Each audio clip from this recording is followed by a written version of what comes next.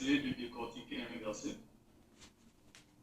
Nous allons essayer de décortiquer le verset de Matthieu 13, versets 47 à 48. Que cela signifie? Avant de commencer, nous allons d'abord rendre grâce au Seigneur. Père éternel des armées, de louange, nous te rendons toutes les actions de grâce. Merci encore, éternel Jésus-Christ, d'avoir mis une fois de plus le souffle de vie en nous, éternel des armées. Car nous savons, éternel Jésus-Christ, tes écritures sont un mystère. Éternel Jésus-Christ, tu as permis à ce que nous puissions connaître, éternel des armées, le fond de tes pensées, parce que tu as mis quelque chose en nous, éternel Jésus-Christ. Car par notre propre intelligence, nous savons que nous ne pouvons pas, mais c'est par toi, éternel Jésus-Christ. C'est toi qui mets cette reconnaissance en nous, afin que nous puissions comprendre les Écritures. Sois béni, sois élevé, éternel Jésus-Christ. Mets encore une grande connaissance en nous, afin que nous puissions comprendre. Sois avec nous, début jusqu'à la fin. Amen. Donc ici, nous avons un passage biblique dans Matthieu 13, versets 47 à 48. Le royaume des cieux ressemble encore à ceci. On jette un filet dans le lac et il ramène toutes sortes de poissons. Verset 48. Quand le filet est plein, les pêcheurs le retirent au bord de l'eau. Ils s'assoient. Ils ramassent les bons poissons dans des paniers et ils jettent ceux qui ne valent rien. Amen. Donc ici, le Seigneur parle. Le royaume des cieux ressemble à une pêche.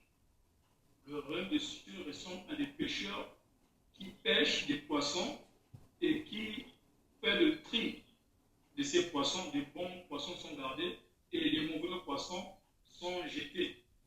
Mais qu'est-ce que le Seigneur peut dire par là? Est-ce que réellement dans le royaume des cieux, nous avons des pêcheurs? Est-ce que réellement dans le royaume des cieux, nous avons un lac? Est-ce que dans le royaume des cieux, nous avons des filets? Est-ce que dans le royaume des cieux, nous avons des poissons? Nous allons essayer de comprendre ce verset biblique. On va essayer de décortiquer ce verset biblique pour comprendre que signifie le poisson, que signifie le lac, que signifie le filet, que signifient ces choses, que signifie le pécheur ou le Seigneur. Que signifient ces choses pour le Seigneur? Selon la lecture biblique, toutes ces choses-là signifient quoi? On va essayer de lire un passage biblique dans le livre d'Ézéchiel 47, au verset 10. On va lire dans Ézéchiel 47, au verset 10. Lisons la parole de Dieu. À partir de maintenant, depuis En-Gedi jusqu'à El-Gaïm, il y aura des pêcheurs. Ils mettront leurs filets à sécher au bord de la mer. Là, on trouvera autant d'espèces. C'est ce poisson que dans la mer méditerranéenne. Donc ici, nous comprenons aussi qu'il s'agit là des pêcheurs qui vont pêcher dans la mer méditerranéenne, qui lancent des filets dans la mer méditerranéenne et qui ramassent des poissons. Des pêcheurs. C'est la même chose que nous avons lu dans le livre de Matthieu 13. Des pêcheurs. Mais le Seigneur veut dire quoi par là? Lorsqu'il parle des pêcheurs, il parle de filets, il parle d'amasser les poissons. Le Seigneur veut dire quoi par là? Qu'est-ce que cela signifie? Des pêcheurs. Qu'est-ce que cela veut dire? Des filets. On va essayer de lire dans le livre de Matthieu. Matthieu 4. Dans la parole de Dieu dans Matthieu 4, au verset 18. Le Seigneur veut dire quoi par là? Lisons la parole de Dieu dans Matthieu 4, au verset 18. Jésus marche au bord du lac de Galilée.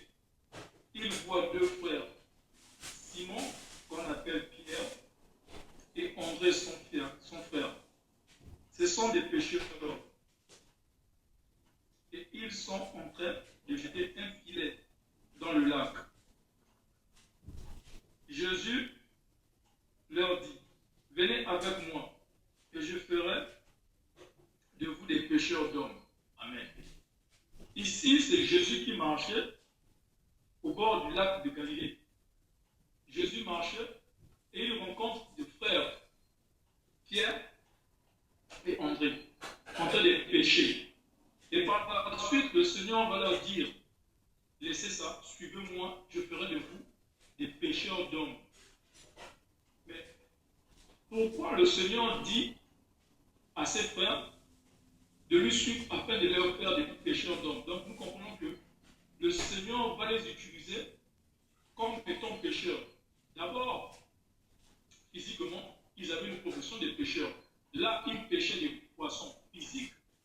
Ils avaient pour habitude d'aller dans les rivières, dans les lacs, dans les fleuves, pour pêcher des poissons physiques. Mais lorsqu'ils vont faire la rencontre du Seigneur, Jésus-Christ, le Seigneur va leur demander cette fois-ci de ne plus pêcher dans le lac, de lui suivre, afin d'aller pêcher des hommes. Or, lorsque le Seigneur dit « Je ferai de vous des pêcheurs d'hommes », cela sous-entend que Dieu est en train de dire que les hommes sont aussi des poissons, parce qu'on ne pêche que le poisson dans de l'eau. Les poissons ne sont que pêchés dans de l'eau. Alors, lorsque Jésus-Christ dit aux frères de lui suivre, cela signifie qu'il leur demande d'aller pêcher les poissons. Donc ici, on comprend que les poissons ici, ce n'est pas seulement les poissons physiques, mais c'est aussi une figure de style.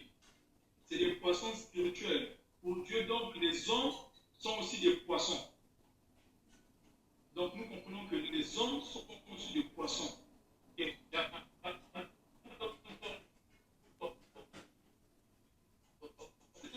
ces hommes-là, d'où viennent-ils? Comment est un poisson? Et si nous savons que le poisson vit dans de l'eau, on sait que le poisson vit dans de l'eau. Alors lorsque le Seigneur dit que je ferai de vous des pêcheurs d'hommes, donc ils vont aller pêcher ces hommes où?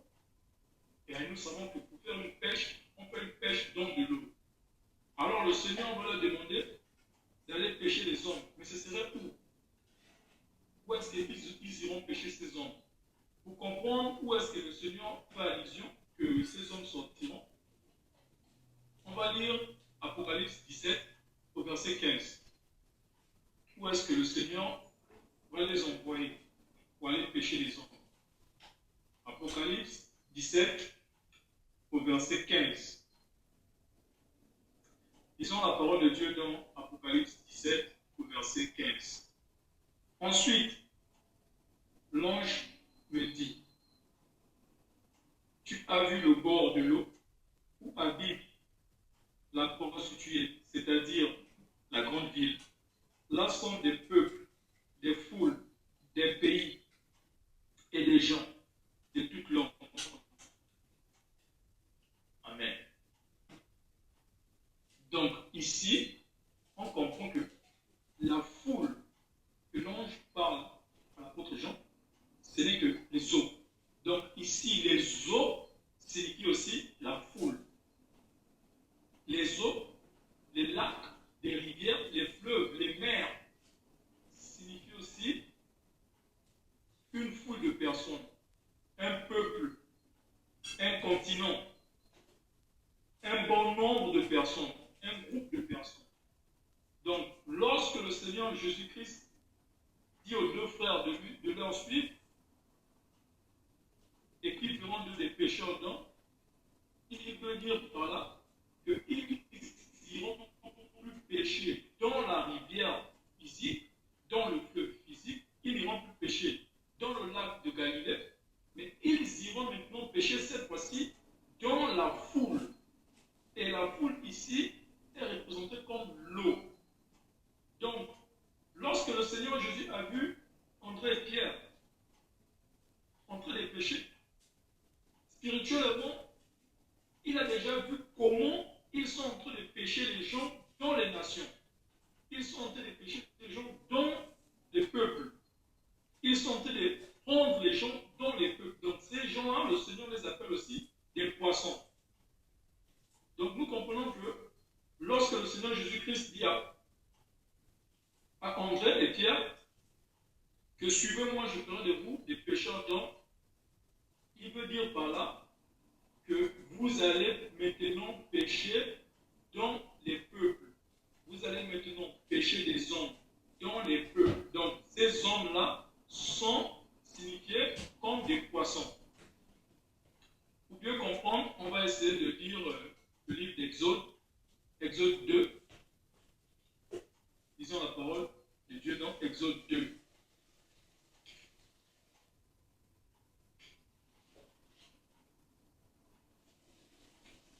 Exode 2, au verset 10.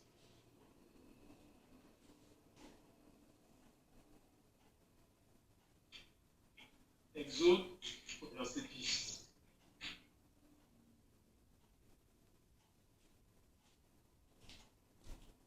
Alors, maintenant, je vois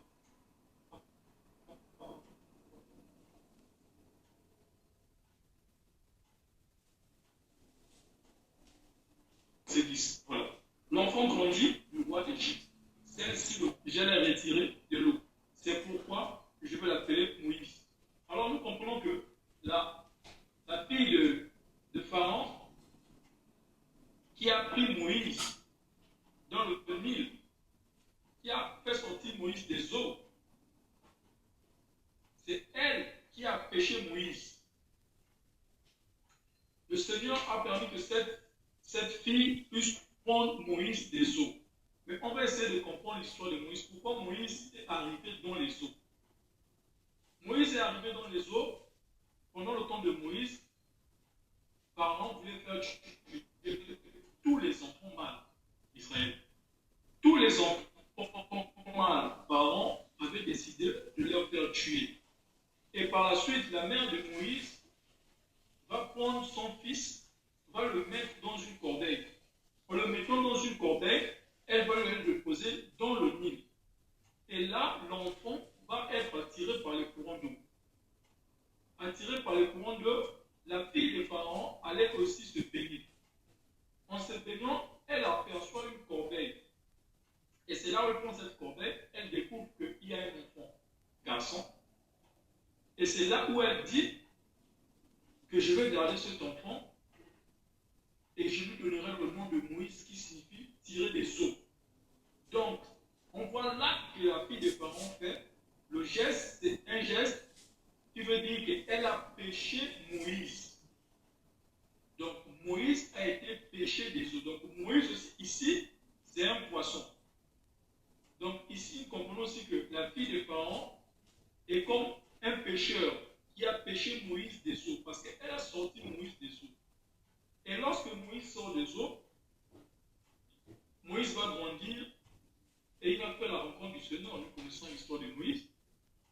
Il a fait la rencontre du Seigneur et le Seigneur va lui donner une mission. Donc, Moïse, qui était péché des eaux, qui était un poisson, le Seigneur va lui donner une mission. Mais cette mission ne sera plus en tant que poisson, ce sera maintenant en tant que pécheur. Le Seigneur va demander à Moïse d'aller délivrer son peuple. Donc là, nous comprenons que Moïse, qui était un poisson auparavant, le Seigneur va lui faire maintenant devenir pécheur. Il ne sera plus poisson, mais il sera déjà un pécheur. Alors on va lire Exode 3 au verset 10. Alors maintenant, je t'envoie vers le roi d'Égypte, va et fais sortir de son pays les Israélites de mon peuple. Donc, nous comprenons que c'est le Seigneur qui dit à Moïse que retourne là où tu as grandi. Va en Égypte, parce que Moïse a grandi en Égypte auprès de Pharaon. Moïse a grandi dans la famille de Pharaon, élevé par la fille de Pharaon. Donc, nous voyons que la mère adoptive de Moïse, c'est la fille de Pharaon. Mais le Seigneur va envoyer envoyé, ce même Moïse allait délivrer son peuple.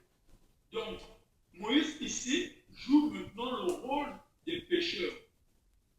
Parce que dans le livre d'Apocalypse 17, nous avons compris que les foules des nations, ce sont des lacs, des fleuves. Et nous avons compris que dans le livre de Matthieu 4, au verset 18, le Seigneur dit qu'il fera de vous des pécheurs d'hommes. Donc ici, Moïse, lorsque le Seigneur l'envoie auprès des Égyptiens, auprès des pharaons, c'est pour aller délivrer son peuple, aller faire sortir son peuple de la mer, aller faire sortir son peuple des eaux, aller faire sortir son peuple d'Égypte. Donc ici, l'Égypte ici, voilà pourquoi le Seigneur va lui envoyer cette fois-ci en tant que pécheur et aller pécher les enfants d'Israël. Et lorsque Moïse va auprès de Pharaon, nous allons voir que ça va être vraiment difficile. Mais le Seigneur était avec Moïse parce que c'est le Seigneur qui l'a envoyé. Alors Moïse va se mettre à lancer le filet. Ici, lancer le filet dans le livre de Matthieu 13, verset 47. Le filet dont il est question, c'est la parole du Seigneur. Prêcher la parole du Seigneur et évangéliser. Alors Moïse va être confronté à Pharaon. Moïse va être confronté à Pharaon afin que Pharaon puisse délivrer, laisser partir le peuple de Dieu. Mais ce sera très difficile. Ce sera très difficile et le Seigneur va étendre sa main afin que Moïse puisse faire sortir tous les poissons que le Seigneur avait prévus du fleuve. Mais lorsque le Seigneur demande à ce que Moïse puisse les faire sortir du fleuve, c'est pour un but bien précis. Ce n'est pas en vain. C'est parce que le Seigneur avait déjà gardé une terre pour eux. Le Seigneur avait déjà promis à Moïse que vous iriez dans le pays où coule le lait et le miel. Et c'est là où le Seigneur a demandé à Moïse d'aller avec ses poissons. Et lorsque les poissons sont sortis des eaux, nous comprenons que lorsque un poisson sort de son habitat naturel, il est difficile pour lui de vivre parce que le poisson vit dans de l'eau. Le poisson vit dans de l'eau. Il est difficile pour lui de vivre dans l'air. Pour lui, c'est difficile. Donc, lorsqu'il sort de l'eau, il doit opérativement mourir parce qu'il ne peut pas vivre hors de l'eau. L'eau ici, c'est son habitat naturel. Donc, les enfants d'Israël, lorsqu'ils sont sortis de l'Égypte, ils étaient confrontés. Ils sont retenus dans plusieurs choses. Donc, on est pour les enfants d'Israël, lorsqu'ils sont sortis de la mer, qui est l'Égypte, certains sont morts. Parce qu'ils n'étaient plus dans leur habitat naturel. Et alors, pour avoir une nouvelle vie, pour avoir la vie, parce que le Seigneur ne peut pas seulement pêcher les poissons et les laisser mourir. Pour avoir une vie, le Seigneur va leur donner une nouvelle vie en fait. Ce ne seront plus des poissons. Le Seigneur va faire de nouvelles créatures. Et alors, on va comprendre que lorsque quelque chose meurt et qu'il renaît de nouveau, il y a quelque chose qui se passe. Le Seigneur va mettre son esprit dans ces personnes qu'il a fait sortir. On va essayer de lire le verset de Genèse 2, au verset 7. Pour plus comprendre de quoi il s'agit. Genèse 2, au verset 7.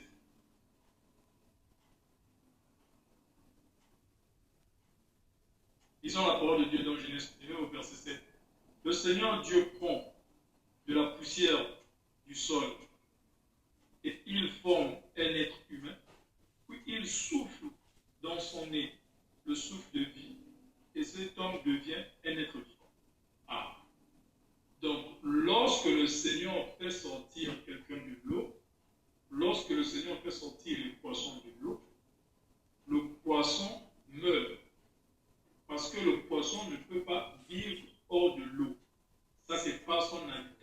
naturel. Nous sommes de ce monde, nous sommes dans ce monde, mais nous ne sommes pas de ce monde. Nous sommes sortis des eaux, mais nous ne faisons plus partie des eaux. Donc, lorsque les enfants d'Israël sont sortis d'Égypte, le Seigneur va donner à Moïse des préceptes, des commandements. Et c'est ces commandements qu'ils doivent appliquer. Et nous allons voir que lorsque le Seigneur va mettre son esprit dans les poissons qui va susciter, qui va faire sortir du pays d'Égypte, il y aura ceux-là qui n'ont pas marché conformément à la volonté de Dieu, qui ne vont pas atteindre le but précis qui était là où coule le lait et le miel. Le pays dont coule le lait et le miel. Beaucoup ne sont pas arrivés là-bas. Parce que beaucoup sont morts en chemin. Et ceux qui sont morts en chemin, c'est ceux-là qui n'ont pas obéi à la loi de Dieu. Beaucoup ne sont pas arrivés. Alors, cela signifie que beaucoup ont fait faillite. Beaucoup sont tombés durant toute cette traversée du désert. Beaucoup sont tombés parce qu'ils n'ont pas gardé l'Esprit de Dieu. Ils n'ont pas gardé le commandement de Dieu. Lorsqu'ils sont sortis des eaux, ils étaient morts. Alors le Seigneur a soufflé en eux. On va essayer de lire dans le livre de Jean 20 à 22.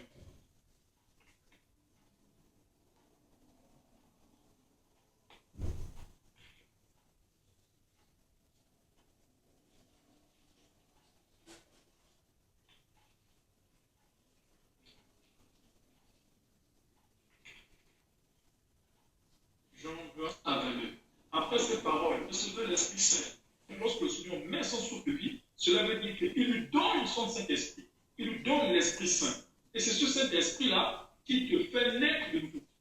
Et c'est là que tu ne marches plus selon le monde. C'est là que tu ne marches plus selon un poisson dans de l'eau. Parce que le poisson dans de l'eau, cela signifie que nous étions païens. Nous étions encore dans le monde, dans l'eau. Nous étions encore dans le monde en faisant encore des choses occultes, en faisant encore des pratiques occultes. On était des menteurs, des ivrognes, des idolâtres, et toutes ces choses. On pratiquait encore le péché. Et lorsque on a reçu la parole de Dieu en nous, lorsque le Seigneur nous est fait sortir des eaux, lorsque le filet, qui est la parole de Dieu, nous est retiré des eaux, et que nous ne faisons plus, nous n'appartenons plus aux eaux, nous devenons maintenant une nouvelle créature. Parce qu'on meurt et on ressuscite.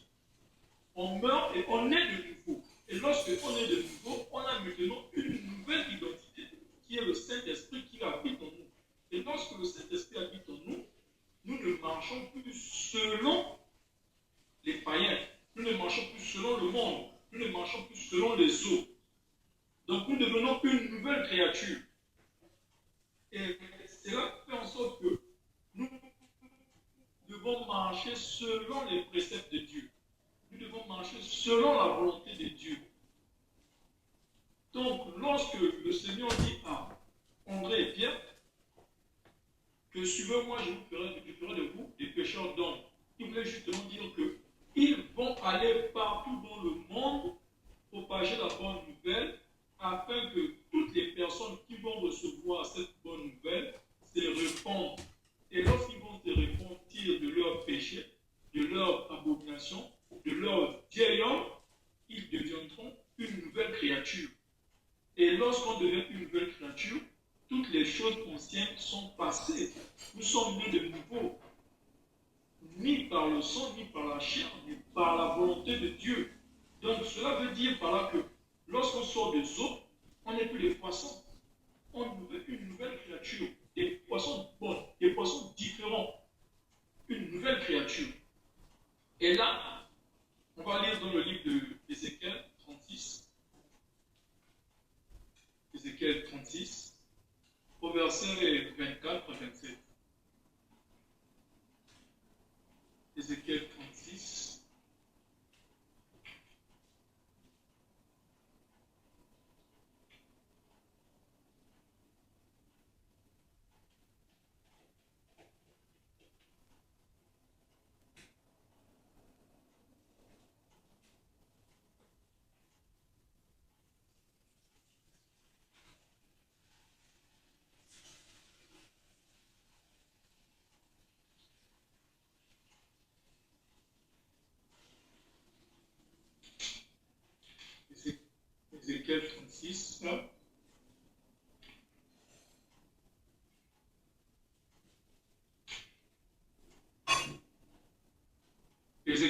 6, 24 à 27.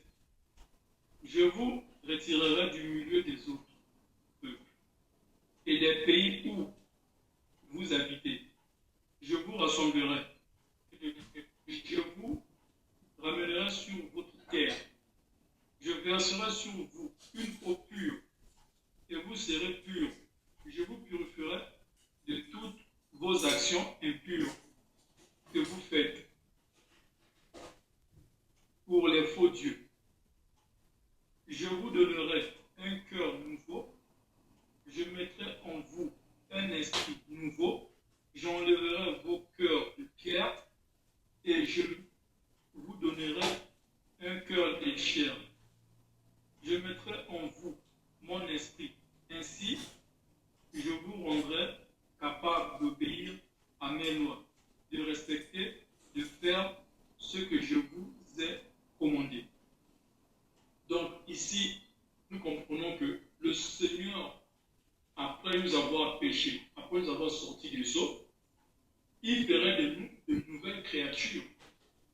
Il va oublier nos anciennes fautes. Il va oublier nos péchés d'avant. Il va oublier tout ce qu'on faisait de mal. Il va oublier cela. Il va nous pardonner, il va nous purifier. Il va nous changer. Il va nous donner un cœur nouveau. Il ne nous donnera plus un cœur de pierre, mais un cœur de chair. Et il mettra son esprit en nous, afin que nous puissions obéir à ses ordonnances et ses préceptes, afin que nous puissions marcher selon ce commandement, afin que nous puissions marcher selon ce que le Seigneur voudrait que nous puissions faire. Donc ici, nous allons comprendre que le tri que les pêcheurs font après avoir pêché le poisson, les bons poissons sont gardés, les mauvais poissons sont rejetés. Cela signifie que tous ceux qui ont reçu la parole de Dieu, tous ceux qui ont été péchés par l'évangile et les prédicateurs, les serviteurs de Dieu, par les prêches des serviteurs de Dieu, tous ceux qui étaient dans le monde, toutes les personnes qui ont reçu la parole de Dieu, lorsqu'ils reçoivent cette parole, s'ils conservent cette parole, le Seigneur va leur changer. Le Seigneur va changer leur cœur en leur mettant un nouvel esprit. Le Seigneur va oublier toutes les transgressions, toutes les fautes, toutes les abominations qu'ils avaient commises auparavant. Ils seront de nouvelles créatures. Et par là, nous comprenons que le Seigneur va mettre son esprit en eux. Ils ne seront plus comme avant. Alors, cela signifie que nous sommes de ce monde, mais nous ne sommes pas de ce monde. Là, nous changeons d'identité. Nous n'appartenons plus au monde. Nous appartenons maintenant à Dieu. Nous appartenons maintenant au Seigneur Jésus-Christ. Donc, les poissons qui seront gardés, ce sont ces poissons qui vont garder la parole de Dieu. Ce sont ces poissons qui vont marcher selon la parole de Dieu. Et c'est là où qui va se faire. Ceux qui ne vont pas garder la parole de Dieu, ceux qui vont trébucher en route, comme ont trébuché les enfants d'Israël dans le désert, c'est ceux-là que le Seigneur dit qui seront rejetés. C'est ceux-là, après avoir péché, après avoir reçu la parole de Dieu, ils ne l'ont pas conservé. C'est ceux-là que le Seigneur va rejeter. On peut comprendre ça dans l'Ézéchiel toujours, au verset 34. Ézéchiel 34, au verset 16.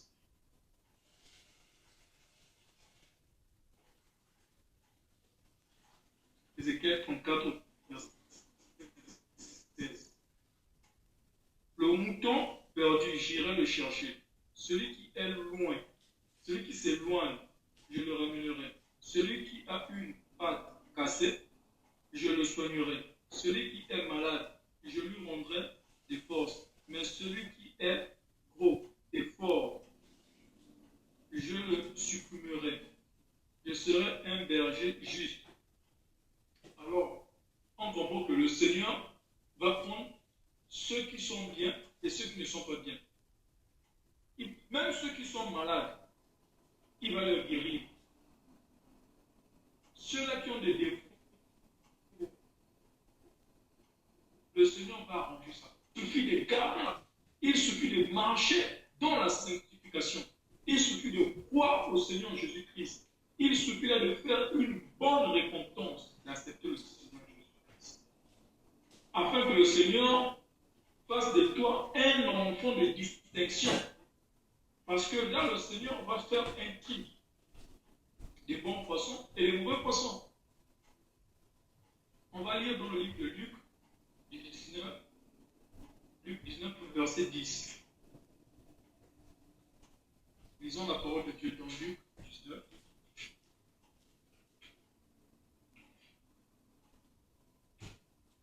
Luc 19 au verset 10. En effet, le Fils de l'homme est venu chercher et sauver ceux qui étaient perdus. Ah! Donc, nous comprenons que autrefois, nous étions tous dans le monde. Autrefois, nous étions tous païens, nous étions tous pécheurs. Mais le Seigneur Jésus-Christ est venu chercher ceux qui étaient perdus. Le Seigneur Jésus-Christ est venu chercher ces brebis qui étaient perdus. Donc, lorsque le Seigneur Jésus-Christ est venu se donner sur la croix pour nos transgressions, pour nos péchés, ce n'était pas en vain. Ce n'était pas en vain. La parole de Dieu dit, le Seigneur Dieu a tant aimé le monde qu'il a envoyé son Fils unique, afin que quiconque croit en lui ne périsse point, mais ait la vie éternelle. Donc, le Seigneur Jésus-Christ est venu donner sa vie en sacrifice afin que nous qui étions pécheurs, nous poissons qui étions dans de l'eau, nous puissions être rachetés, nous puissions être péchés et vivre dans le Seigneur Jésus-Christ avec son esprit, un esprit nouveau, une nouvelle identité, une nouvelle vie. Que nous ne retournons plus dans la boue, nous ne retournons plus dans le fleuve, nous ne retournons plus dans la mer. Le filet a été lancé dans la mer, l'évangile a été prêché, l'évangile se prêche de partout. Et beaucoup reçoivent cet évangile. Beaucoup de gens reçoivent des prédications. Mais combien de personnes gardent ces prédications? Combien de personnes gardent ce filet? Combien de personnes reçoivent cette parole? Combien de personnes? Peu le font. Peu de personnes gardent. Donc nous comprenons que les poissons ici, les poissons qui ont été gardés, ce sont les poissons qui ont marché selon la volonté de Dieu. Ce sont les poissons qui ont marché avec le Seigneur. Ce sont des poissons qui ne se sont pas souillés. Ce sont des poissons, une fois que le Seigneur les a sortis des eaux, ils sont avec le Seigneur. Ce sont des poissons, une fois qu'ils sont sortis des eaux, ils étaient sales auparavant. Le Seigneur les a purifiés. On a dit ça dans le livre de Ézéchiel. Le Seigneur les a purifiés avec l'eau de la parole. L'eau de la parole. On va essayer de lire le livre de Matthieu 4 au verset 14. Lisons la parole de Dieu dans Matthieu 4 au verset 14. Mais s'il boit l'eau que je lui donnerai, il n'aura plus jamais soif. Au contraire, l'eau que je lui donnerai,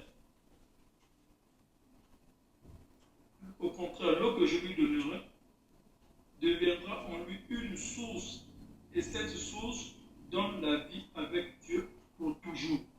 Alors, lorsque nous recevons la parole de Dieu, en nous qui est l'eau qui donne la vie éternelle, l'eau qui ne tarit pas, c'est cette eau qui a purifié toutes ces personnes qui ont cru au Seigneur Jésus-Christ. C'est cette eau-là qui nous est lavée, qui nous est sanctifiée, la parole de Dieu.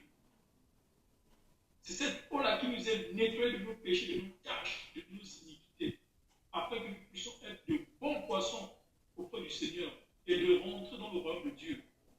Car le royaume du Seigneur ne peut qu'y entrer ceux qui n'ont ni tâche ni ride. Il n'y a que des saints qui hériteront le royaume des cieux. Alors tous les poissons qui auront des tâches, tous les poissons qui auront des malformations, tous les poissons qui ne seront pas conformes à la parole de Dieu, n'y rentreront pas au royaume des cieux. Tous ces poissons n'iront entrant au royaume des cieux. Donc, le livre de Matthieu 13,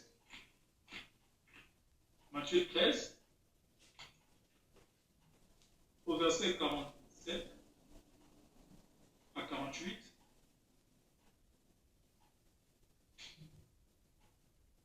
les poissons que le Seigneur nous parle ici, le royaume des cieux ressemble encore à ceci.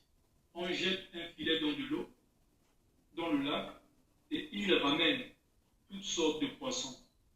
Quand le filet est plein, les pêcheurs le retirent au bord de l'eau, et ils s'assoient, ils ramassent les bons poissons dans des paniers, et ils jettent ceux qui ne veulent rien. Donc, nous avons donné des versets, nous avons décortiqué ce verset biblique. En quelque sorte, le Seigneur veut dire par là que nous sommes dans la foule, dans les nations, dans la planète Terre, nous sommes dans ce monde, nous sommes considérés comme des poissons.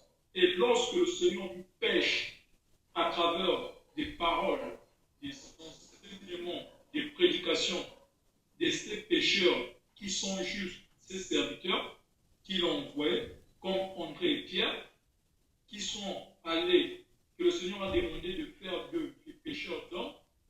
Lorsque nous recevons cette parole, qui est le filet qui a été lancé ici dans la mer, dans l'eau, nous sortons de là, de la foule, nous sortons de la mer, nous sortons du monde, on devient une nouvelle créature. On sort de là avec une connaissance de Dieu. On meurt et on est de nouveau lorsque le Seigneur met en nous son Esprit Saint. Lorsque le Seigneur nous lave, parce que nous venons sales auprès du Seigneur. Mais le Seigneur, il est sans tache, sans ride. Alors on ne peut que s'approcher devant le Seigneur, celui qui est propre, celui qui est saint, celui qui marche dans la crainte de la sanctification, celui qui se répand de ses péchés, de toute souillure. Alors c'est le Seigneur qui nous purifie avec la parole de son nom. Lorsque le Seigneur nous lave et nous purifie, nous devenons une nouvelle créature et nous avons l'Esprit de Dieu en nous. C'est cet esprit qu'il a soufflé dans nos narines, l'Esprit Saint, que nous avons lu dans le livre de Jean 20, verset 22. L'Esprit de Dieu qui est en nous. Et une fois que nous avons l'Esprit de Dieu, une fois que nous marchons selon les préceptes de Dieu, et c'est par là que le Seigneur va nous prendre, il va nous amener dans son royaume. Et nous sommes de bons poissons pour le royaume de Dieu. Et tous les poissons qui ne vont pas marcher selon le royaume de Dieu, ce sont ces poissons-là, dont le livre ici parle, qui sont jetés. Les poissons qui ont été retirés du panier, ce sont ces poissons-là qui n'ont pas gardé la parole de Dieu. Ce sont ces personnes, parce que ici les poissons sont représentés comme des personnes. Ce sont ces personnes qui n'ont pas marché selon la parole de Dieu. Et ces personnes, nous savons qu'à un temps donné, le Seigneur lui-même, il va les envoyer, malheureusement, là où beaucoup de personnes ne veulent pas y aller. C'est ça. Donc, ici, le Seigneur fera un tri. Raison pour laquelle, c'est très important de marcher dans la sanctification. C'est très important de marcher dans la crainte de Dieu. C'est très important d'être un poisson propre devant le Seigneur, sans tache, sans rire. C'est très important de t'accrocher à la parole de Dieu. C'est très important de boire l'eau qui ne tarit jamais, l'eau qui donne la vie, qui est la parole du Seigneur Jésus-Christ, incomparable au grand maître. C'est très important d'être dans la présence du Seigneur Jésus-Christ, le véritable frère Dieu. C'est très important d'être dans sa présence. Car nous savons que lui-même, il fera le tri. Donc c'est un peu ça que je voulais décortiquer avec vous. Que le Seigneur m'a mis à cœur d'échanger avec vous, bien aimés. C'est très important de marcher dans la sanctification. C'est très important d'avoir la crainte de Dieu. C'est très important de obéir à sa parole. Nous savons que par notre force, nous ne pouvons pas. Et par l'Esprit par le Saint-Esprit qui est en nous, nous avons une parvenir. De marcher sur la sanctification, de marcher avec la certitude. Donc, bien aimé, dans le Seigneur lui-même, il fera ce tri. Merci encore, que le Seigneur vous bénisse. C'est un peu ce que le Seigneur a mis en cœur pour essayer de décortiquer ce passage biblique de Matthieu 13, versets 47 à 48. Nous allons dire merci au Seigneur. Béni Père éternel de désormais, pour la connaissance que tu as mis dans chacun de nous, éternel Jésus-Christ. Merci encore car je sais, éternel de désormais, par mon intelligence, je ne peux pas décortiquer, éternel Jésus-Christ, comprendre ces révélations. Mais Père, tu as mis en nous une connaissance, éternel de désormais. Que toi seul connais, éternel Jésus-Christ, afin que nous puissions comprendre ce qui a été dit. Qu'est-ce que tu voulais dire par là, éternel Jésus-Christ? Merci encore une fois de plus. Et tendre le ta main afin que tout serviteur de Dieu, afin que tout prédicateur, éternel Jésus-Christ, de la sainte doctrine, puisse toujours marcher conformément à ta parole. Merci encore, Père